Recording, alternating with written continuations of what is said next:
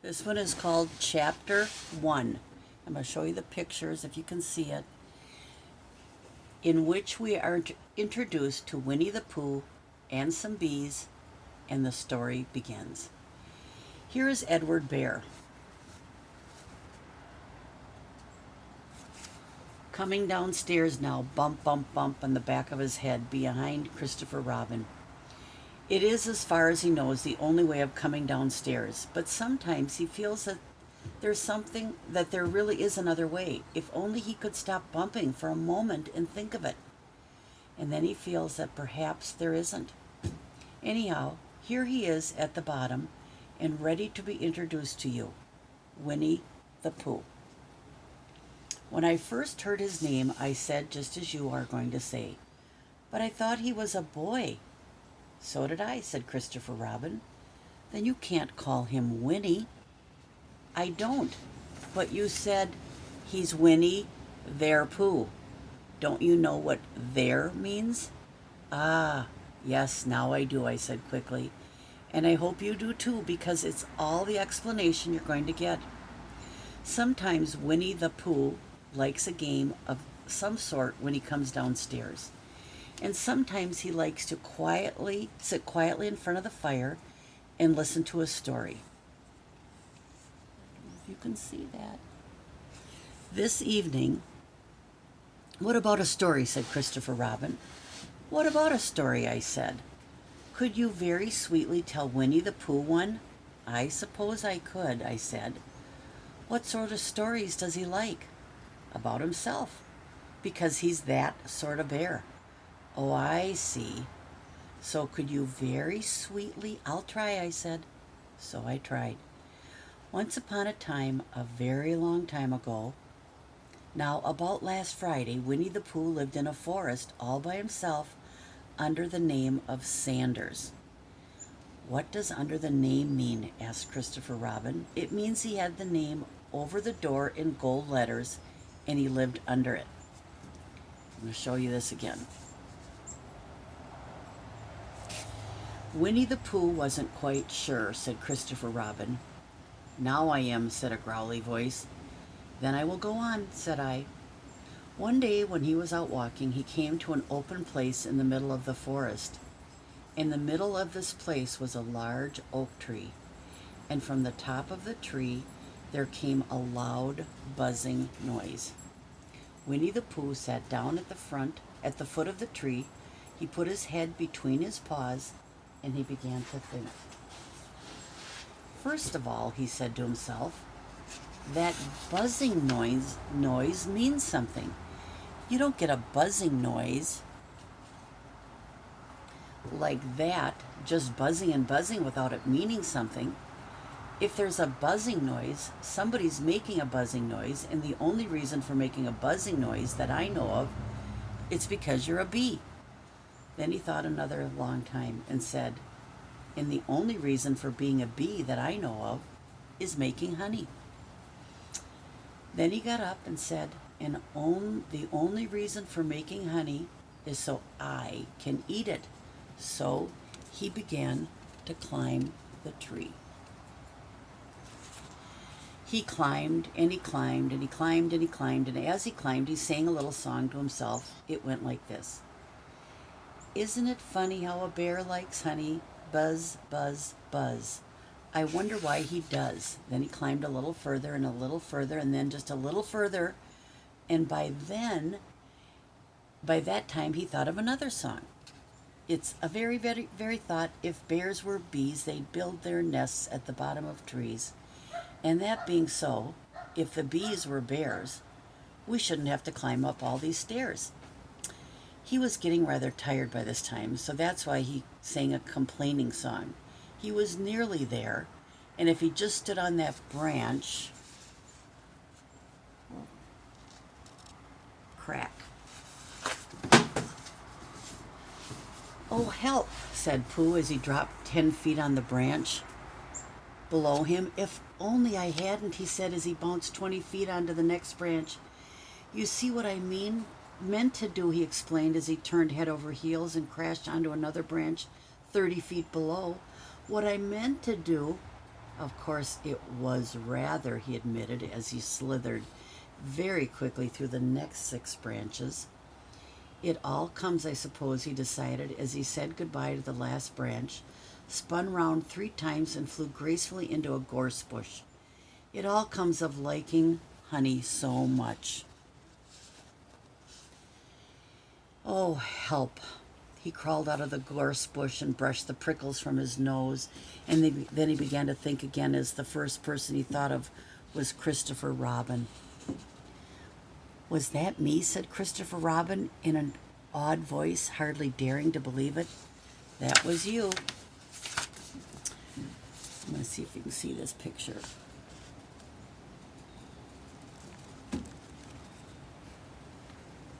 Christopher Robin said nothing, but his eyes got larger and larger and his face got pinker and pinker. So Winnie the Pooh went around to his friend Christopher Robin, who lived behind a green door in another part of the forest. "Good morning, Christopher Robin," he said. "Good morning, Winnie there, Pooh," said you. "I wonder if you've got such a thing as a balloon about you." "A balloon?"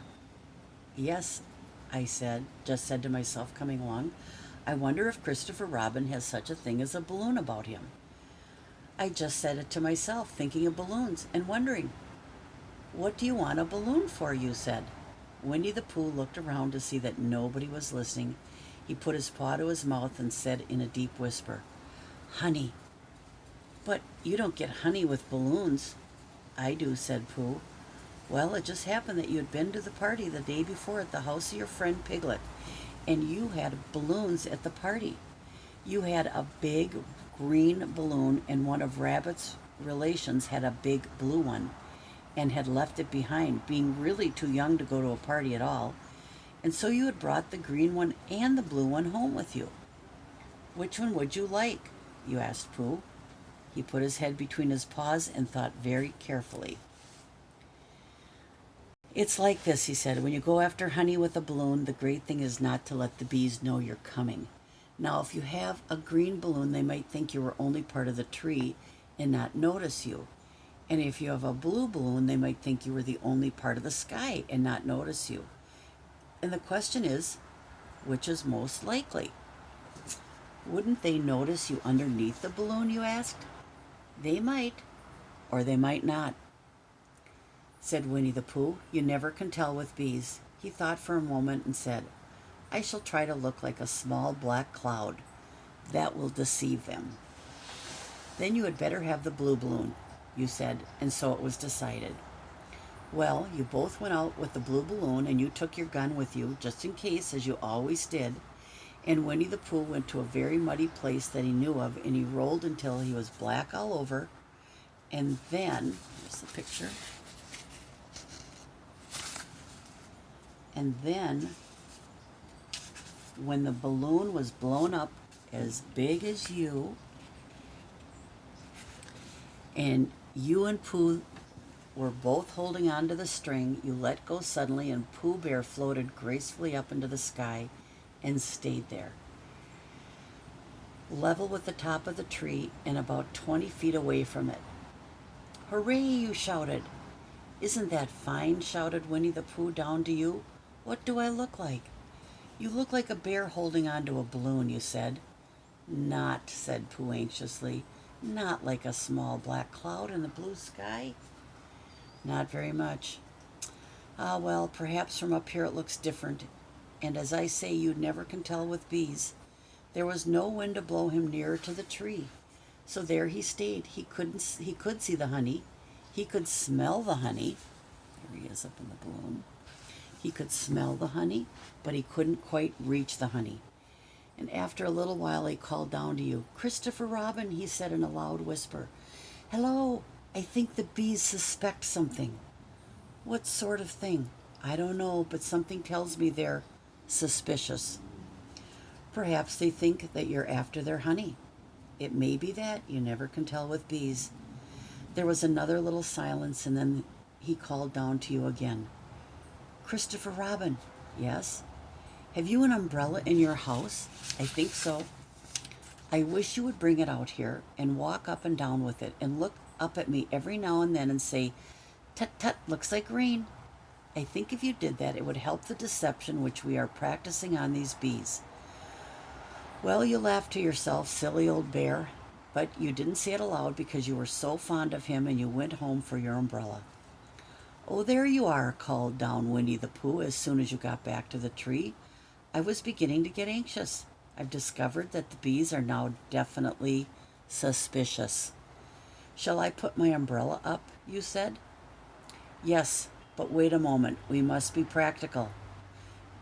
The important bee to deceive is the queen bee. Can you see which is the queen bee from down there? No. A pity. Well, now, if you walk up and down with your umbrella saying, "Tut tut, it looks like rain," I shall do what I can by singing a little cloud song. Such a little cloud song might sing, "Go." So while you walked up and down and wondered if it would rain, Winnie the Pooh sang this song. I'm going to show you. There's Winnie the Pooh, and there's Christopher Robin with the umbrella. How sweet to be a cloud floating in the blue. Every little cloud always sings aloud. How sweet to be a cloud floating in the blue. It makes them very proud to be a cloud. The bees were still buzzing as suspiciously as ever. Some of them indeed left their nests and flew all around the cloud as it began the second verse of this song, and one bee sat down on the nose of the cloud for a moment and then got up again. "Christopher, oh, Robin," called the cloud. "Yes, I have just been thinking and I've come to a very important decision. These are the wrong sort of bees." "Are they?" "Quite the wrong sort. So I should think they would make the wrong sort of honey. Shouldn't you?" "Would they?" "Yes, so I think I shall come down." "How?" asked you. Winnie the Pooh hadn't thought about this. If he let go of the string, he'd fall bump, and he didn't like the idea of that. So he thought for a long time, and then he said, "Christopher Robin, you must shoot the balloon with your gun." "Have you got your gun?" "Of course I have," you said. "But if I do that, it will spoil the balloon," you said. "But if you don't," said Pooh, "I shall have to let go, and that would spoil me." When he put it like this, you saw how it was, and you aimed very carefully at the balloon and fired. "Ow!" said Pooh. "Did I miss?" you asked. "You didn't exactly miss," said Pooh, "but you missed the balloon." "Ah, I'm sorry," you said, and you fired again, and this time you hit the balloon, and the air came slowly out, and Winnie the Pooh floated down to the ground. But his arms were so stiff from holding on to that string of the balloon, all that time they stayed up straight in the air for more than a week, and whenever a fly came and settled on his nose, he had to blow it off. And I think, but I'm not sure, that is why he was always called Pooh. "Is that the end of the story?" asked Christopher Robin. "That's the end of that one. There are others. About Pooh and me, and Piglet and Rabbit, and you of all, and all of you. Don't you remember?" "I do remember. Then when I try to remember, I forget. That day when Pooh and Piglet tried to catch the heffalump. They didn't catch it, did they?" "No. Pooh couldn't because he hasn't any brain. Did I catch it?" "Well, that comes to the story." Christopher Robin nodded. "I do remember," he said, "only Pooh doesn't very well, so that's why he likes having it told to him again.